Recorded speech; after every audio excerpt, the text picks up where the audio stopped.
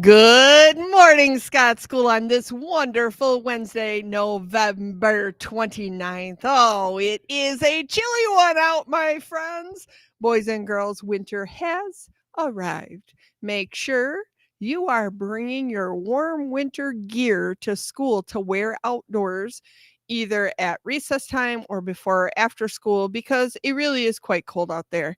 So, winter gear includes a coat, hat, gloves or mittens, and snow pants and boots at a minimum. Boys and girls, if you don't have snow pants or boots, you will be on the blacktop. And oh, that is so, so sad when we have really fun sleds and fun snow out there to build all sorts of forts and things like that. So, speaking of forts and any kind of snow structure or sculpture, boys and girls, it is super fun in the winter to build all sorts of cool things out on our playground with snow. Remember, snow stays on the ground. So we may build with it by making snow like big snowballs, not snowballs that we throw, but like snowballs to build a snowman or something like that. We may pack it together and we may build a fort out of it, but we may not throw it. Throwing snow can lead to all sorts of complications, right? And Fab vocab word of the week. I have zero tolerance for throwing snow. And I think most other people feel the same way. And they too have zero tolerance because it really isn't fun. Even though I know a lot of times it's intended to be funny or playful, what usually happens is somebody gets angry, has a big feeling because they don't like snow in their face or hitting their body, or they might get an injury because sometimes those things have little pieces of rock in them or ice, or maybe they weren't prepared and it hits them in the eye. Like, we want to avoid all that. So we keep snow on the ground. We do not throw it. We do not toss it. We do not make snowballs. And sculptures, forts, snowmen, anything else that are built out there, please, boys and girls, you may add to those structures, but you may not tear them down or run around the playground, walk around the playground, and kick things over. That is bucket dipping, and we are not about that. Someone worked really hard, or maybe many people worked really hard to build something. We need to be respectful of that and responsible and safe by just protecting it, by leaving it alone or adding to it and making it super cool. So those are some of those outdoor reminders for you. And back to the snow gear, boys and girls. Hey, our handbook says any temperature below 50 degrees, you need to have a coat on.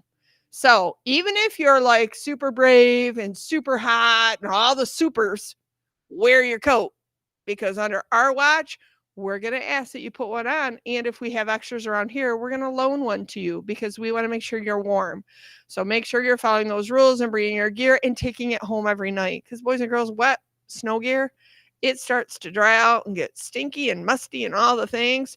You don't want that. Okay. So help us out with that. The other thing I want to talk to you about really quickly is specifically the boys' bathroom by the library. Oh, PU. That bathroom sure does have an odor. It stinks. It's yucky. Our custodial staff is working hard to try to get that bathroom clean, so clean that that smell goes away. So that is a priority that we are really trying to tackle. But I need your help, boys and girls. Well, boys, because it's a boys' bathroom. When you're in there are urinals in there. It appears that sometimes there's a little mess of urine not going in the urinal. And I get it. It's easy to have an accident or maybe get distracted, whatever. Whatever's happening is happening. But, boys and girls, I need your help.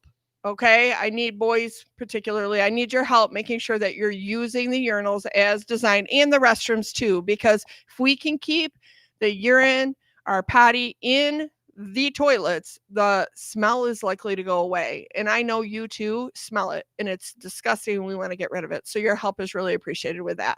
And now on to Mrs. Schwartz.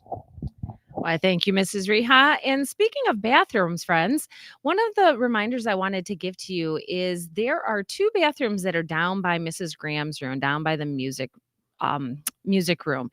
And there is one bathroom that is designated for students, and that is the one that is closest to her room. And then the other bathroom actually has a stop sign that's on it. And the reason that stop sign is there is to remind students to stop do not go in there. That bathroom is just for the adult staff in the building. So if you could please make sure to remember that. If you're a student, use the one closest to Mrs. Graham's room, and do not use the one that has the big stop sign on it. So that would be super, super helpful. We would appreciate that. And then we've got some Panther Pride winners that we are going to celebrate today. And a little quick reminder, we do have our Panther Pride recess today for our November winners. Congratulations, friends. From Miss Kalonic's room, we have a Luke and Yes, and Elias and Adeline and Isabella and Declan and Joel. Oh, holy moly. Look at that. It just kind of went all over the place. And then from Miss Taylor's room, we have Dylan and Annika and Izzy and Rowan. And from Miss Field's room, we have Lauren and Brinley. From Miss Flegel's room, we have Maddox and Brinley. And from Miss Younker's room, we have Maeve and Kensley. Woo! Congratulations. What an awesome group. And we are excited to celebrate outside with you today at Panther Pride Recess. Now, friends, let's all stand for the pledge. I pledge allegiance to the flag of the United States of America and to the republic for which it stands, one nation, under God, indivisible, with liberty and justice for all. Have a wonderful Wednesday, Scott School.